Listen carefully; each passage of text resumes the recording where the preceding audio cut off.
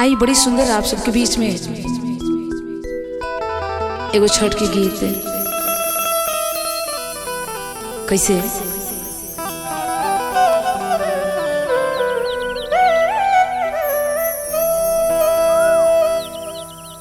कि छठी माई के करबो बरतिया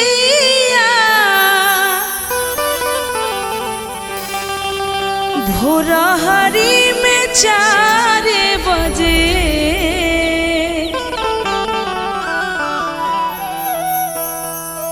सैया ले चली हो माई के बहंगिया भोरहरी में 4 बजे। कैसे तो छठी माई के करबो बरतिया भोरहरी में 4 बजे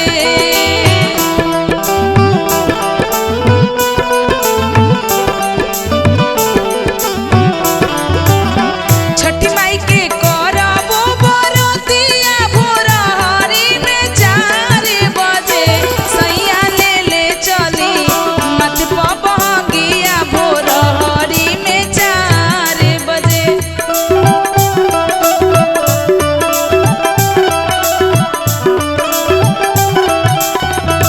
सैया ले चली माई के बहंगिया भोरहरी में 4 बजे।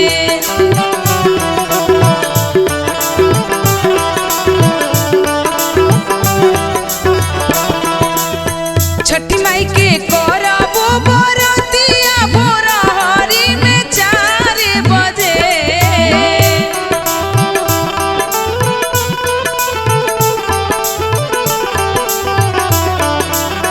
छठी माई के करबो बरतिया भोरहरी में 4 बजे सैया ले चली माई के बहंगिया भोरहरी में 4 बजे।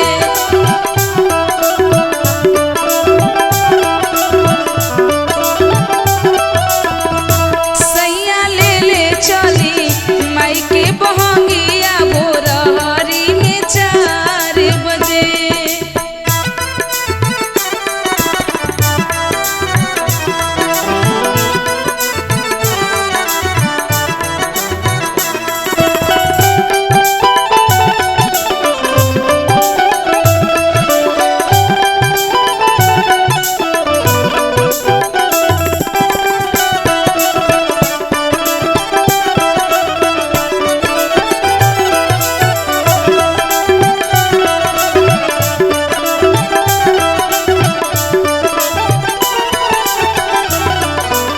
और का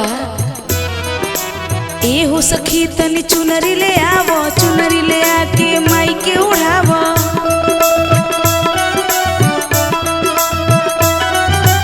ए हो सखी तनी चुनरी ले आवो चुनरी ले आके माई के उड़ावो माई के उड़ा के रूप सजावो जिंदगी अपन सफल बनावो।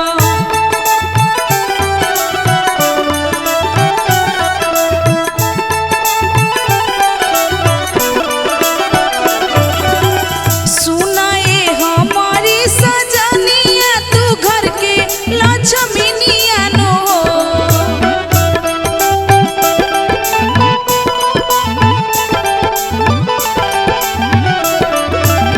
छठी माई के धोई के चरण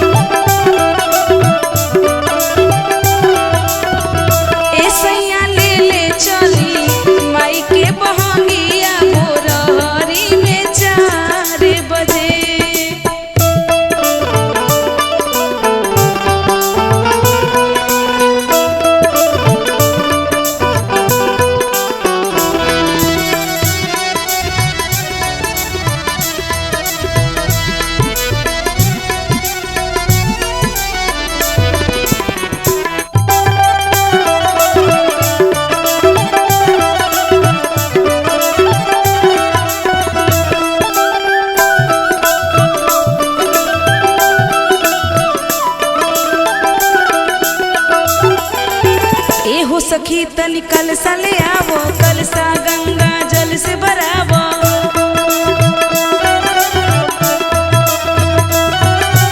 एहो सखी तनी कलसा ले आवो, कलसा गंगा जल से भरावो।